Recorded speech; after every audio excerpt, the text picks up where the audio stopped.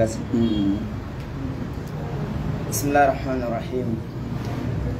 Alhamdulillahi rabbil alamin. Alhamdulillahi alladhi bi ni'matihi tatimmu shalihat. Wa fadli yadihi ila al-a'mali at-tayyibati al-mubarakat. Ahmadu jalla fi 'ula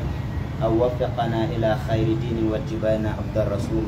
sallallahu alaihi wa ala alihi wa sahbihi wa sallam. Amma ba'da, assalamu alaikum warahmatullahi wabarakatuh. Aray hande kadi darsuji ɗiɗe fuɗɗorande deftere men wiyetende Safwatu Tafasir. Aray ɗen pewndi ka surat Mumtahan. Allah subhanahu wa ta'ala nokku ka wino wa ilaykal masir, ay ko ndu wa ilayka wo ko faade kama almarji'u woni ruttorde wal mi'ad woni fodorne fi daril akhirah ka galle lakar. Qala al mufassiruna firoɓe ɓe wi inna Ibrahima no annabi Ibrahim wa'ada foduno abahu babe makko bil istighfar insinagol kama fi surati Maryam wano ardi noon kasimore Maryam woni sastaghfiru laka rabbi innahu kana bi habiya. Arma min sinani maka jomi an de laatike wonande lan ko newiɗo. Wastaghfara lahu o insinanike mo bil qawli ka kongol feelan tigi kama fi surati Shu'ara wano ardi noon inde simore Shu'ara woni waghfir li abi aforan babengan innahu no kanko kana laatino min bollene jeerɓe majji ɗo o insinanike mo direct. Wa kullu hada wodiɗo fof no kana kodi laatino raja'an ko jottagol islami ko wonno insinade ko tandinagol a naata islam na insinanagol mo fiyo Allah o yaafo ɓaawo mayde. Tumma refti raja an dalik, refti annabi Ibrahima yiltiti e ɗum ɗon lamma ta yakkana nde o yananano kufraw keferaku babe makko mum kama fi surati Tawba wano ardi noon kasimore Tawba woni wa ma kana istighfaru Ibrahim, laatanoki insinagol annabi Ibrahima ngondi abihi wonande babe makko illa sona am maw'idatin ko fodore wa'adaha nde fodno iyaw babe makko. Falamma tabayyana law nde bangannomo annahu no babe makko aduwwun lillahi ko gaño Allahu tabarra minhu dandi gay makko. Ko nde bangani mo babe makko ko gaño Allahu, ko nde baba makko maaye kefera ko nata l'islam ko ɗon o seli. Wi rabbana jomi amin la taj'alna wata waɗu min fitnatan fitna lilladina wonande ɓen kafaru yedduɓe. Ay ko woni la tusallitu wata wurtuɓe alayna e dow amin fa yaftinuna ɓe fitna men an dinina ga e dina men kan bi adabin e lette la natiqude men wawata taganede muñagolde mum. Wa qala mujahid en ɓe maaki ay ko woni la tu'adhibuna wata lettir min bi aydihim e juuɗe maɓɓe ɗen wala bi adabi wona kadi lette min indi kaymorde kama fa yaqulu sakko ɓe wiya law kana haula hara ɓe ɗo laatinoke alal haqqi koye gonga woni lama asabahum dalika ɗum ɗo e batana. Andi kay si tawi yimɓe no darani woɓɓe jokkuɓe soɓe kamɓe ɓe jokkara ɓe abbitaniɓe tun e furas si ɓe yiiri ɓellam ɓe nayi ko jokkugol maɓɓe ɗum ɗo si tawi ɓe kelɗuno ɗum ɗo wattano ɓe wak ferlana haforamme ay ko ni ferlana haforamme ma farata konko feƴƴiti min addunubi morde bakkatum. Rabbana jomi amin innaka noon antal aziz ko a woni folɗo alhakim ñeñu ɗon. Ay anta ya Allah, an ko an Allah alghalibu woni foɗuɗo alladi on la yudallu jasintake manir taja ilayhi kala bakiɗo e makko. Alhakim ñeñuɗo alladi on la yaf'alu o gollata illa ma fi sina ko tano mum alkhayru moƴƴere wal maslah e nafoore. Wa tikraru nida wo fillinagol ɗo noddugol ngol ɗo lel mubalaka ko fi luggingol fi tadarruri ka yankinagol wal juar e ka toragol ko fi ɗum ɗo fillini wallugol ɗum ɗo yonti yankino duumo e toragol Allah subhanahu wa ta'ala. Koye lagade kana lakum gondi laatanike on fihim e ɓeɗo uswatu ñentinirgal hasanatu labangal. Ay koni lagade kana lakum gondi laatanike on fi Ibrahima e annabi Ibrahim wa man ma'ahu e wonduɓe annabi Ibrahim minal mu'minina e gondimɓe ɓen udwatu ñentinirgal hasanatu labangal fi tabarru immorde e dandagol minal kuffari e heferaɓe. qala Abu Sa'ud bemaki wattikrar wo billi nagongol do lil mubalaghati ko fi lukkingol fil hatti kalerdingol alal iqtida'i e do nyentingol bi annabi Ibrahim alayhi salam walidhalika ko sabu dun suddira fuddora bil qasami wondore ko duwat soni laqad wallahi la tanika wo ko adesi yewterne fuddori wondore ko tidingol nyentingol annabi Ibrahim alayhi salatu wassalam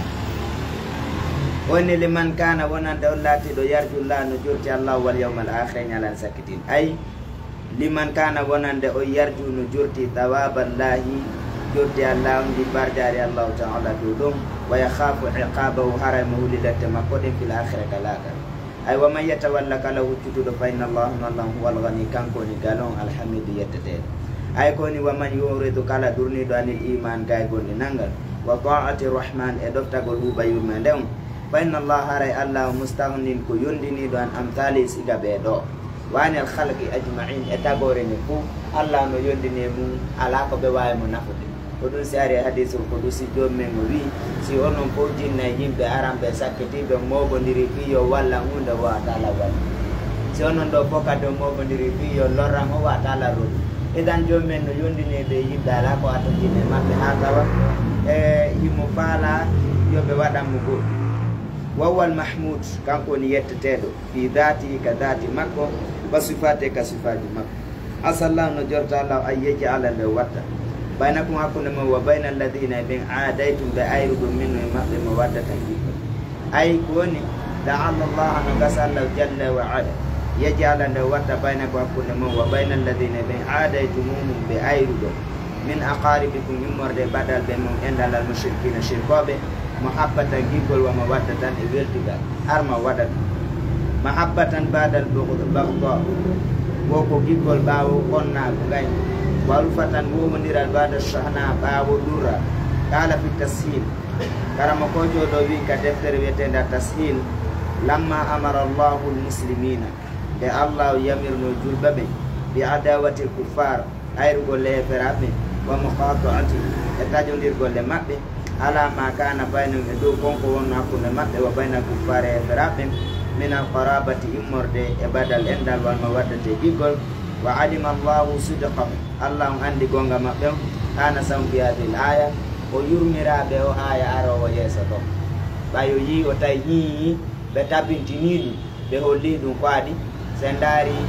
Asma bint Abu Bakr nde yumma makko arno en nen makko nataka makko wa giga Allah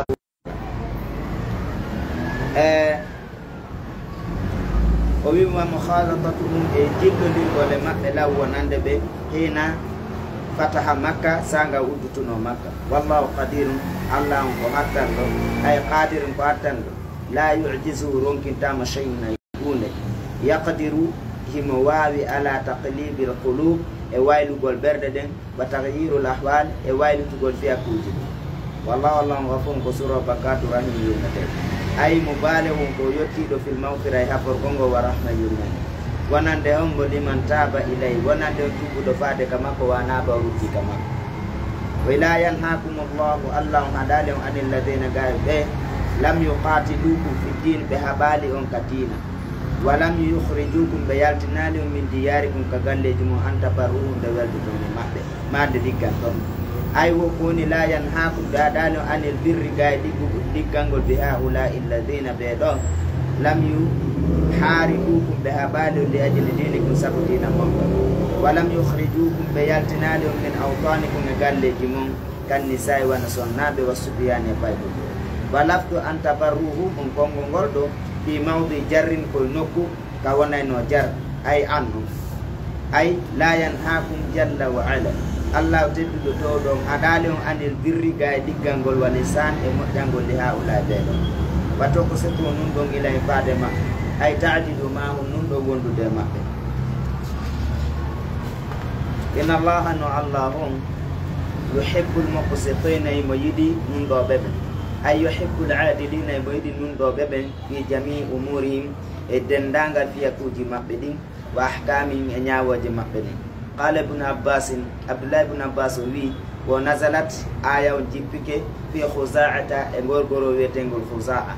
wa dhalika wo ɗum noon annawno kamɓe salahu ɓe wanno sullu ɓe sullondirno rasulallahi nelaɗo sallllahu alayhi wa sallam ala e dow alla yuqatilu wonde ɓe haɓata nelaɗo wala yu'inu ɓe wallitata ko alay e dow nelaɗo haɗanay goto fi haɓugol wa rakhasa llahu allah o newni fi birrim e ɗiggangol ɓenɗon walisani e moƴƴagol ilay faade maɓɓe wa rawa fillama kadi an asma binti aboubacry fillama gay asma bintu aboubacry on annano kanko qaalato wino qadimat ummi yumma an arno wayatay kanko mushrika ko sirkowo fi aade qouraychi e aadi fewno qouraychi awdano hina ahadu rasulallahi sallllahu alih w sallam sanga ɓe awduno e nelaɗo sallallah alih w sallam tani ko fandi ɗum fi sulle ludabiya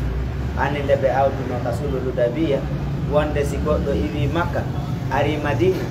koyo nelaɗo ruttumo hoota makka si goɗɗo iwi madina yalti islamu yahi makka wonta nelaɗo yaham ko fewndo noon on saha ɗon yumma makko iwi makka hari ko shirkowo ari ka makka asma binti aboubacry ɓe gandi ko ɓeygu Zubayr bune Lawwam o wi ko fewndo ɗum wanno fa ataytu rasulallahi sallllahu alayhi wa sallam mi ari ka nela sallallah alih w sallam fa qultu mi wi ya rasulallah fayo nelaɗo ɗo inna ummi no yumman qadimat ɓe ari wayatay kamɓe ragibatun ko ɓe lerɗuɓe afa asluha ene yomi jokkuɓe enɗa yomi wondu nelaɗo qala nelaɗo maki naam sili makka wondu e nene ma jokkumo enɗa wata tajom fa anzalallahu allah on jippini la yanhakumullahu allah on haɗali on ani lladina ga e ɓen lam yuqatilukum ɓe abali on fi dini ka dina al aya woni innama yanhakumullahu ande allah on ko haɗi on ani lladina koye dow ɓen qatalukum haɓuɓe on fi dini ka dina wa akhrajukum ɓe yaltini on min diyarikum ka galleji mon wa zaharu ɓe wallidiri ala ikhrajikum e yaltingol on an tawalluhum nde werdotono maɓɓe ay kon ɗum innama yanhakumullahu andu allah on ko haɗi on an sadaqati mawaddati lladina ko weltugol le yiɗidirgol e ɓen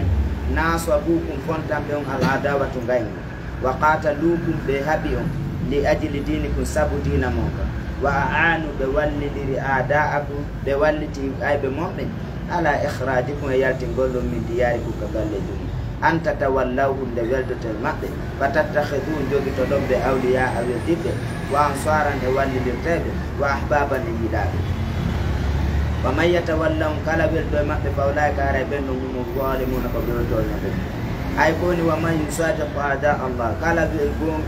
welduɗo e ayɓe allah wa yaj'aluhum ansaran o waɗi ɓe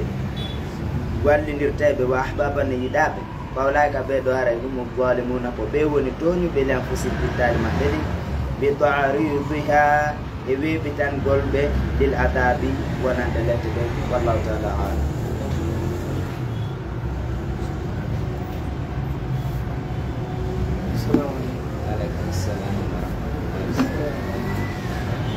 nasabuku kontani nasaba ko darnugol ɗum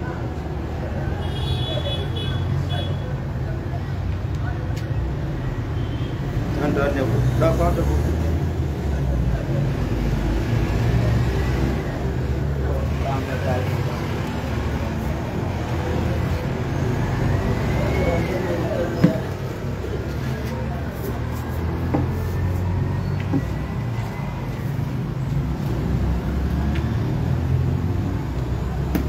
walamma dakhala rasul sallallahu alaihi wasallam Makkah.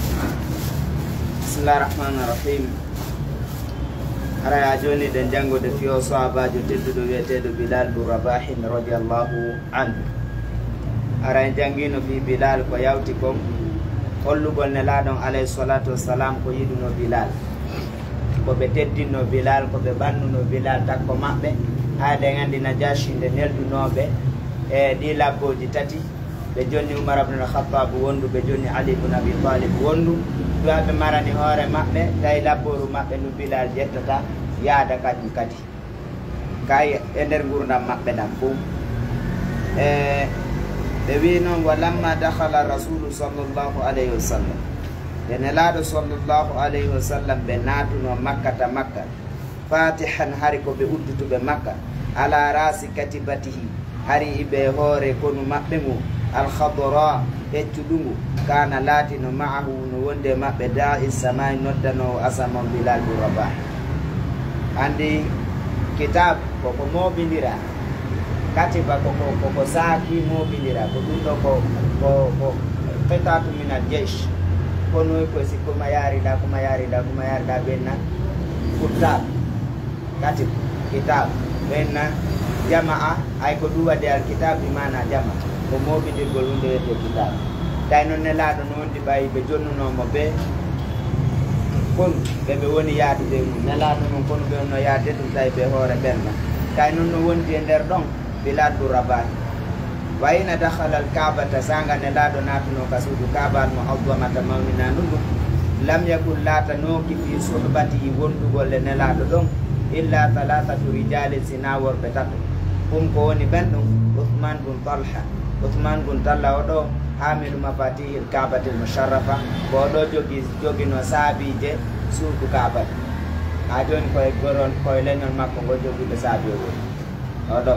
wa Usamatu bin Zaydin hibbu rasulillahi sallallahu alaihi wasallam giɗo nelaɗon wabnu hibbihi e ɓiɗɗo giɗo nelaɗon oɗo kadi anno tawa wa Bilal bin Rabah wondude Bilal bin Rabah muaddinu rasulillahi sallallahu alaihi wasallam noddinanoɗo nelaɗon sallallahu alaihi wasallam. Andi nelaɗo kamɓe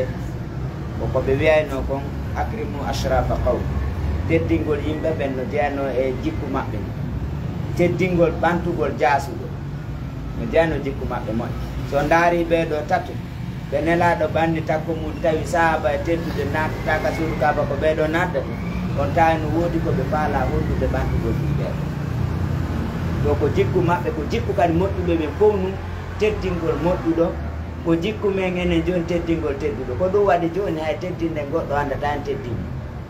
saari a tawi goɗɗo no teddi a teddinimo ɗum o sikkay ko teddinirɗamo ko ɓay fof no teddini kono siko miskino arayno anda ko teddinirɗamo ko yiɗangomo nela noon nandira noon ko ɗum waɗi Bilal Umar en fof natano ɗo Aboubacry en ariɓe ɗo kono koko yalti Umar wi ene nelaɗo juuluno to darde ɓe juuluno nder to moyi ɓe juulu andari mum kanko feɗi ton kono ko ɓeɗo ɓe yaari sen daari Usamatu bin Zaydin ɓen makko ɗen andi ko jeeyaɗo nelaɗo ko kamɓe rindini mo ko kamɓe jombani mo kanko Usama yani honno Zayd bin Haritha o jibini oɗo kono nane ko hibbu ibnu hibbu oɗo e walta ko makko. Bilal bin Rabah yi ko waɗeteno ko jasinano nelaɗo towni maayo o martaba ɗo en Uthman bin Talha e yi nelaɗo koni ko ɗum ɗo ko jikku moƴƴuɓe ɓen noon darugol goɗɗo si tawi ko miskine ɓannitamo takko mum teddina mo hara o so waali kankadi miskinako mum yeeso yimɓe ɓe e ore ɗum ka teddinora tedduɓe ɓen kadi so Allah teddini goɗɗo teddinte kono noon wona yo jasine miskinaɓe bimana walamma hana salatul ho nde wagutu fana o yonuno kanatil uluful muallafat laatino guluji moɓidiraɗi ɗi yo heetuno huɓidi bir rasuli nelaɗo al awdol mawdami salawatullahi alayhi wa salam wa kana alladina laatino ɓen aslamu jebiliɓe min kuffare Qurayshin immorde feraɓe Quraysh tawan e yankinare aw karhamma ani woduno ɗon jebiliɓe tawi no faala nato islam kono no sakka susata iwde ɗo naata islam ala dole woɓɓe no ɗon ko ɓay haɓɓama mayete woni natan islam ɗiɗo fof wannude ñande ɗon woɓɓe ko yankinare naatiri woɓɓe ko ɓay feere ala ɗum waɗi nde ñande yashhaduna ɓe seedi dhalika al mashhad ngal seedagol ɗon alkabir mawgal waɗi fof sahaba fof no dari nelaɗo no dari moƴƴuɓe fof no woni nokku gotu ɓe seedino ɗum ɓe yiyani ɗum nde ñande enda dalik ko fewno ɗon da a rasul sallllahu alayhi wa sallam nelaɗo noddi Bilal bin Rabahin ɓe noddi Bilal bin Rabah wa amarahu ɓe yamirimo ay yas'ada e dow nde o ƴawata ala dori Kaaba kawre Kaaba nelaɗo no faalawol de omo ɓe jasinno islam kañum teddina yimɓe ɓe jasinta ɗum no jeeya ko tampini julɓe ɓe seeɗa so yiyande a daroto tange julɓe sonkon fi kefere wennama keferaɓe no ɓuuri julɓe mum sonkon ɗani ko fiyonnu ko adi joni kamɓe ɓe etike ɓe waɗiri dawa fikri e golle maɓɓe ɗe ɓe addana en comprimé e ganda no moƴƴi moƴƴa gollitiro ɓe adda vaccine je ganda ko nder ton ɓe aɗana en konji ɓe aɗa labtane ɓe aɗa ko golle maɓɓe ɓe woni ɗum ɗo fof enen noon ɓaymo ɓe koyɓe koka jiifa mo woni na jotto do ko ndu waɗi en fayda mo jaasi yaade men alani ɗum ɗo no jeeya ko waɗi ha julɓe ɓe ɗoyri gal nelaɗo noon kamɓe no jeeya ko ɓe ollayno ɓay hari makka no jeeyamo ɓurno jaaside bilal ɓaydande fuɗɗode makko nde ɓe ƴettayno mo ɓe haɓɓa maɓe gam ɓe ƴetta jonna ente ɗen dasoyamo ka ɗuma kan nelaɗo noon no faala dande noon o ko tedduɗo juuɗe amen men ɗo ɗum islam ko ɗum waɗi si islam natuno ɗo yaltata par ce que natuɗo si nelaɗo waɗima ɗo nokkugo a taya neeɓi Abu Sufyan o fatu makka naati kono nde natuno hoore ko bonni nelaɗo kum fof o lori fop nde wino nelaɗo ɗo wawi mi lamminde hoore golɗo goro ɓeni mi lamminima ɓe ha takku ko mayata mo ƴakka polli min sako anno nata law islam ko ɗum foti wona ya natota kono yaltirama pimna ka aray mo ƴaadi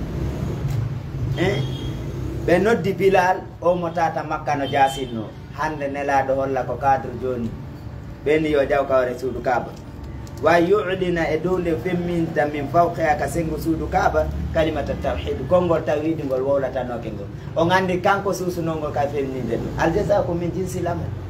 kanko nde fof nde piyano tampina o wawano wowlude sina ahadun ahad hande kadi yo ari o wowla ɗum noon ka weɓɓidode ɗo hande no hawa si nelaɗo ko ɗum yoɓiri mum fa soda Bilalum bil amre Bilal yankinani yamirore ko nelaɗo yamirimo kon o yahi kadi o fenñinide wa arsala sawtahu jahir o acciti hito makko towngo al jahir ko marɗo hito moƴƴa andi noddi woɓɓe ɓe mari hito moƴƴa jahir bil adani noddinande famtadda alafu alana ɗi guluji moɓidiraɗi ɗo fof fonti dande ɗen tanguru e layno ndara fofko banti dande no ndaran ko adi taw wowaka ande dada maɓɓe ƴawgo ka suudu Kaaba to ɗon goo ko hombo ƴawi ko hombo kadi noddini ɗum ko arande nden ɗum yo ɗum ɗo wowle nder ma foppo banti ndaari mo yiɗi añi no ndaara woɓɓe no ndaarira mone woɓɓe ndaarira welo welo woɓɓe no ndaarira yurmede woɓɓe no ndaarira tawde jakangol konngol wowlayno ɗay buyno tongoy buy ɓa waɗi ɗum e wantalakat werdite al alafu huluji kadi alsunatu ɗenɗe ɗen tu raddidu wara'ahu no rutti no ɓawa makko fi khushu'in e yankinare tawi ɓe répéta noddinani ɗum buy kadi no répéta ɗum ɓawa makko kadi guluji tawi ko Bilal woni mamon kanko wolta ko répéta amma alladina amma ɓen noon fi qulubi woni ɓerɗe mum maradun nawnare naafi yagal tawi ɓeɗo ko ɓeɗo naati ka islam karha ɓeɗo anniyanoki ko wata maayi ɓeɗo fagade akhada al hasadu ko laati no konnagu ngol jogitino yan hasui no ɓucca qulubon ɓerɗe maɓɓe ɗe nashatirde ɓuccuɗo dara ko o arta hande ƴawa ɗo waɗa ɗum ɗo wa jalati doginatu konnagu ngol naatani to mazziqu ino munca qulubon ɓerɗe maɓɓe ɗe tamsiqa natirde falamma fama wonali wasala Bilalu nde Bilal yettino filadani ka noddinanu ila qawlihi ka konngol makko ashhadu anna muhammadan rasulullah ka wewtunoɗo hatta qalata hakisan tawi woɓɓe ɓe muñalngal maayi wata wonde muñi oɗo wi Juwayriyatu bintu Abi Jahli o ɓiɗɗo Abu Jahl ɗo wi la amrin wondiri Allah laqad rafa allahu laka dikraka Allah bantanima jantore ma nde ko an hande darato ɗo wi ashhadu an la ilaha illallah yeeso fop Allah bantanima ɓe o wi noon amma salatu amma julde nden fanu salli wallahi min julde ɓay men naati ala ko men wa walakinnana kuntum menen wallahi ma nuhibbu man qatala al ahibba mi yiɗa warɗo giɗo amen menen nelaɗo ko gañano ɓew an kadi Bilal e welde ta men juulay noon ɓay ɗum noon koko beñi ko taɓelande ko adi men juula o yi wa kana abu baben makko laatino gado kutila fi badri ben makko Abu Jali warano badri wa qala Khalid bin Usayd kadi o ɗo wi o wi alhamdulillah yettonne tabitani Allah alladi on akrama abi teddinirɗo baben am teddinɗo baben am falam yashhad hadha al yawm ko tawaka gal ñallal ɗo wa kana abu baben makko laatino gado mata ko agiga o mayino qabla al fati bi yawmin wahidin o maayo hanki fato waɗi hande ko alhamdulillahi tawi anda ɓen makko makis oɗo wo Allah moƴƴi ke ɓen makko tawde ɓen makko maayi si Bilal daro noddina ɗum ɗo arayno no metti o nana kan no ke goɓe men de ɗum no aɗa ɗo dara men maayi atta maayo Abou Diali maayo no dina continue ka dina continue ko waɗi seede mum Abou Diali tuɗirde ɓuyde Abou Diali kono winda ɓay Ikrima yawno naati islam hollugol tan mo newum ɓe jaɓalide tum Ikrima radiallahu ɓena Ikrima bun Abi Diali e ko ɗum mettunoma joni nayi ka noddinteɗo e ndemande no ɗon ɓe noddina kadi e yeeso e ndemande ko falɗa o waɗa wana ɓen no sibi ɗum waɗa hara ɓe maayi nde ɓe maayi waɗi kaɗay ɗum naƴoyreno so andi maayete kisata jaɓu dartagol ɗum ka naƴoyre wa qala al Harith bun Hisham kadi wi wa tuqala wonen laytani hara du min mum mittumi maayum qabla an ara Bilalan attueɗa yiide Bilal fawqa Kaaba tewre no suudu Kaaba anndum ɗo fof nelaaɗo no juude ka psychologie maɓɓe hara Allah waranma ɗo eɗa yiide min ɗo oɗo tawi kadi moni ka feƴƴi qala al Hakam bun Abil As kadi wi o yaada ɗum ɗo wallahi al khatbul jalal ko danger molnaɗo ɗanno ko bono ndamolanaɗo Mamadou waɗi ɗo onno a yusbiya abdu bani Jumahi nde maccuɗo bani Jumahi no wontata yan hequ no ewno ala hadil bani ore ndi maadi ɗo ko ɗella o momi jasino dasetenoɗo rondotono serbo yimɓe ko hande daroto ɗo wowla fof heɗito metti oɗo kadi mettiri ɗo wa kana mahum tawno wonde maɓɓe Abou Sufyan bun Harbin ari on ɗon no ɗon fa qala on ɗo wi on ɗo kadi kono setiri kono oɗo kañum no marno addu o inni amma ana amma min fala qulu shay'an ayude wolde gonɗo no gaɗo wowla nago si ɗum mettama kanko kadi inon ko aɗo wowla o inni fa inni no min law fuhtu hara yaltino bi konngol bi kalimatin bi mana ka hunnuko am bi kalimatin konngol la naqalata egginay konngol ngol hadi la satu koy ko joyi ɗo ila Muhammad ibn Abdullah ko naba ko yalana mama ɗum ala wolde aɗum yewto yama to on noon ko ndeñƴoyreɓe ana ɗo kanka simo weltino wa akhir dawana alhamdulillahi rabbil alamin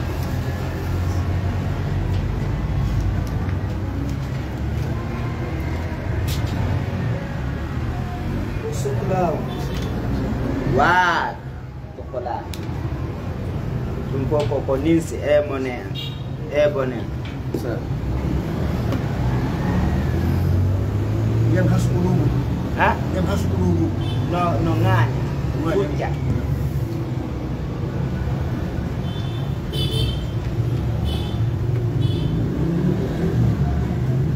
Jakar kawam dengan dekat. Akhir surat Jumat.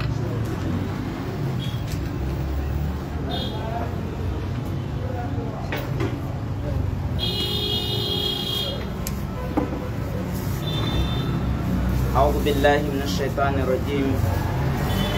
الله سبحانه وتعالى يا أيها الذين آمنوا wono yo gondimɓe ida nudiya lissolati si noddinanama julde nde min yawmin jumu'atin ñande juma fas'aw haray yacce yawm ila dhikrillahi fade janta ko inde Allah nden wadarul bay' accito ngey gumum dalikum waɗugol mon no khairul lakum ɓuri o moƴƴande en kuntum so laatike ta'lamuna e ɗon andi jomi men o wi kono gondimɓe si julde nden noddinanama bi mana noddinandu immuru andi ɓenɗo nelaɗon alayhi salatu wassalam hari ko noddinandu wotoru wotu ko si ɓe hewti ɓe naati ɓe jooɗike ka mimbar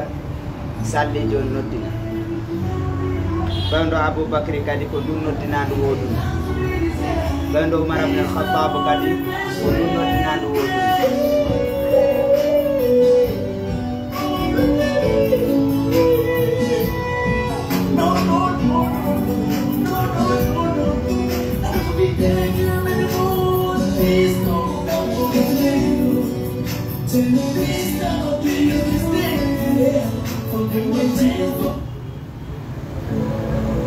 edan ɓenɗo Ousmane bun Affan har yimɓe ɓe duuɗi moƴƴata joni noon ɓa yimɓe ɓe duuɗi ɓe yeey ka maketiji o wi joni tay suudu no ɗon no ƴeewiti ka marché moƴƴat o yoɓe ara ka fewndo midi goɗɗo ara noddina ɗon andina ɓe ka maafito ɓe yiwa toon ɓe ara ɗum noddinalu ɗon woni aranuru ɗum si ɗum ɗon noddinama yimɓe ɓen ara ka juulirde ɓe naata on tuma simamon naati on tuma noddinalu limnuru ɗum ɗum ɗon ko fewɗo Ousmane bun Affan woni ko shar'ina jon noon ka noddinalu ka imamon naati ɗon aray dagaki yeeyugol fewndo on tuma wonande neɗɗo helli paaɗo hara ko gorko fewndo on tuma yeeyugol ɗon no harmi yeeyugol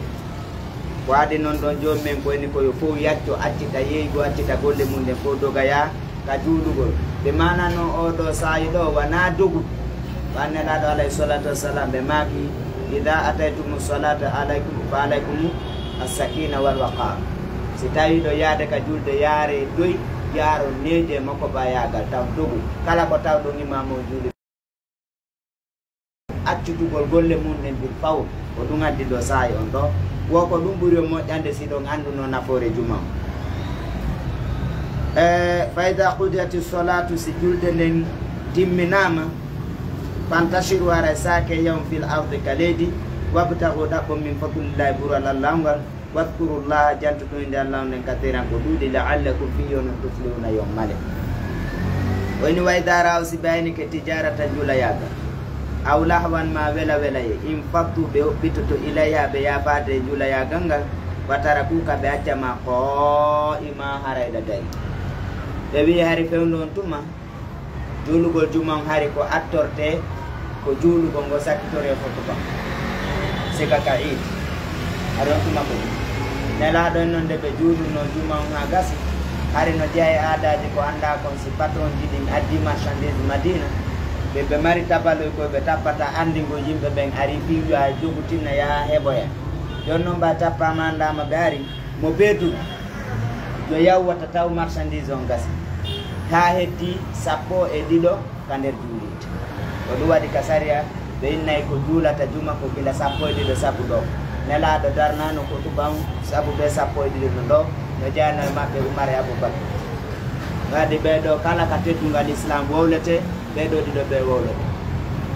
ɓeɗo ɗiɗo ɓe wowle teddugal islam ga Allah hawrindiɓe mum few idan o wi noon si ɓe nani fi ɗum kamɓe ɓe hoɓɓito toon dogayaɓe accayɗa dari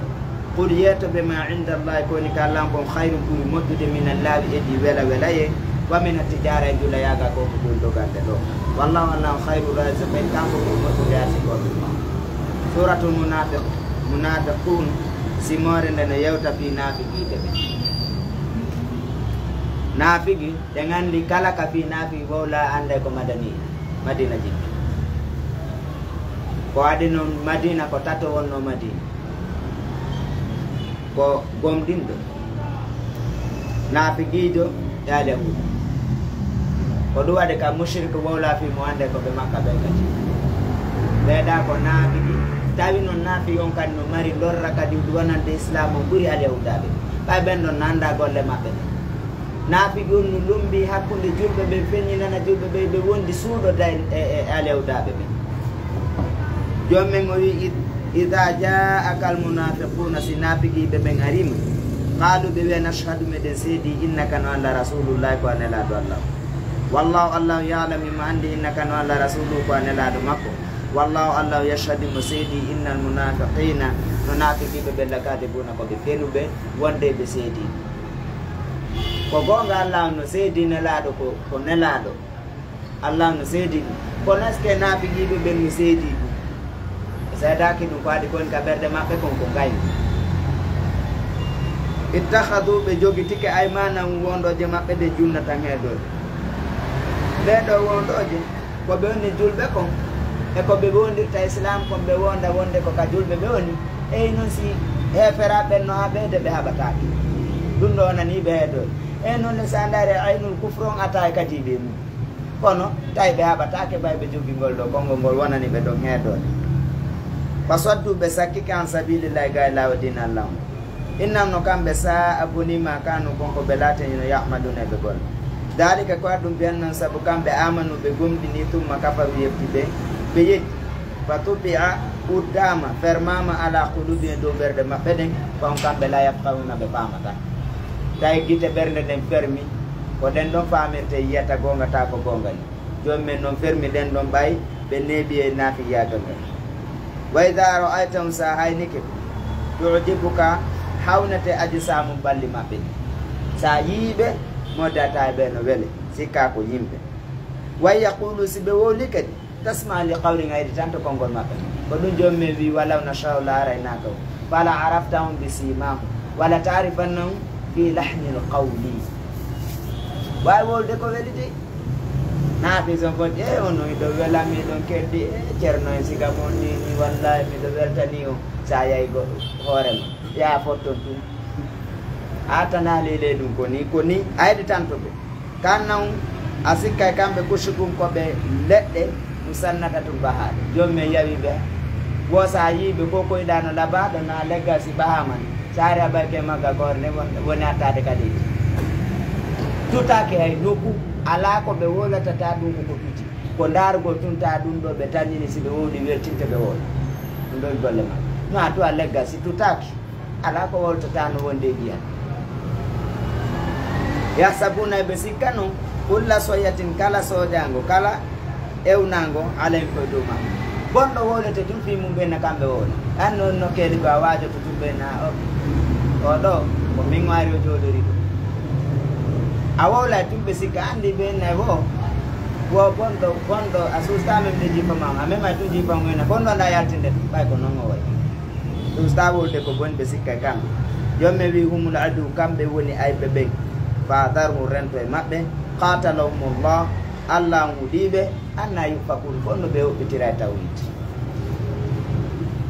wallahu ta'ala